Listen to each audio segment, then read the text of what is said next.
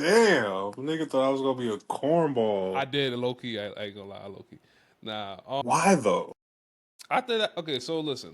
When I first met you, I dead thought you was gonna be a cornball based off the fact that I'm on a trip right with our mutual friend, Mm. and he ain't tell me shit about you. So I'm just like, yo, real talk. I'm about to run this 2-man by myself, but it would be nice because I'm chilling with two baddies right now. Like, what's up? Like, it wasn't just two. It was multiple women, but it was one of those things where it's like, yeah, I'm gonna need a little help because I can't entertain everybody. And then if I'm trying to lock in with one just so I could, do my thing, it's gonna be a lot harder because it's a 2-man. I need somebody to distract, run the play. You know what I'm saying? Mm-hmm. But you know, after meeting you, it was just like, oh, thank God, man, thank God, you're one of us. Thank One of God. us. One of us. Like, damn, bro, you're not social. You know what I mean? Like, no social awkwardness. You know how to vibe and shit. But yeah, And not making the women feel uncomfortable. not making them feel uncomfortable. I can't tell you how much times that happened. You know what I'm saying? That's You terrible. know. But I like I said, I appreciate you. But if y'all don't know, this is a story about how me and Hugh pretty much met up, and this is how the podcast actually even started. We was Mm-hmm. going on a trip. It was a guy's trip, or it was a trip because it was my first time going to Panama ever, and Same.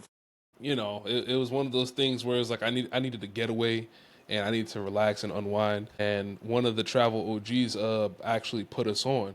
So when he put us on, he's like, "Yeah, you got to go over here. You got to go to Panama. You gonna like the vibe, so on and so forth." I was like, "All right, fuck it, let's go." So Hugh popped on the same trip, and we actually stayed at the JW Marriott. If y'all don't know, that's used to be the Trump Tower, and it used to be the most expensive place in Panama, or I think it still is the most I love expensive that place in room. Panama. To this day, I love that room. That Yeah. shit was.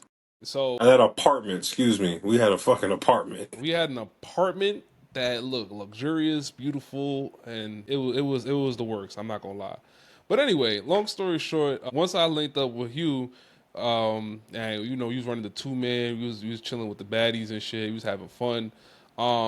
This how the podcast started because after we had our downtime, we was chilling before we went out for the day. you know, he was like, "Yo, I heard you do, a little bit of marketing." And I was like, "Yeah, yeah, yeah. What's up?" And he was like, "I'm trying to do a pod." Our mutual friend was like, you should talk to him just to see what's up." So I'm like, "All right, cool."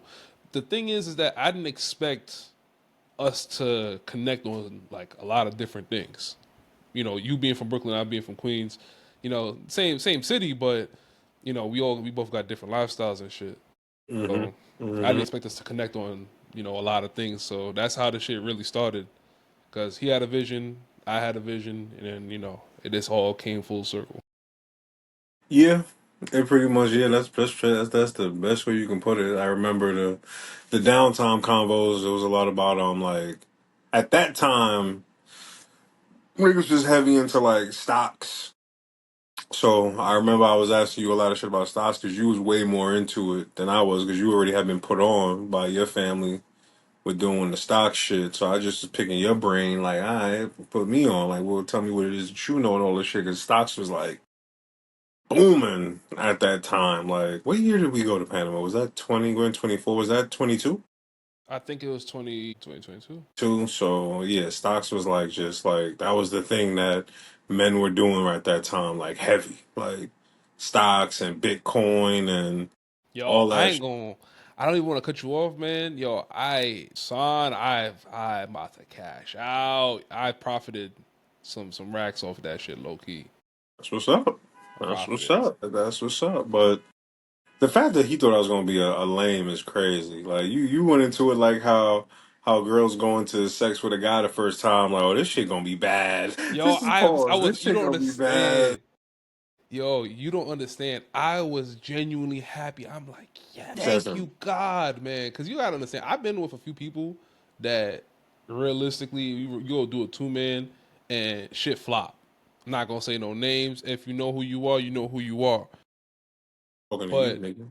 yeah, I've been on a few 2-mans, and it's just like, bro, you couldn't be smooth enough, or you had to throw a nigga under the bus on some cornball shit. Like, come on, Nasty work. dog. It's Yeah, nasty like, work. Throwing a man underneath the bus, yeah, corny. that's nasty work for just to sure. impress just to impress these girls who you may or may not even hit. just to throw your man's under the bus is corny because that means you couldn't do that without that.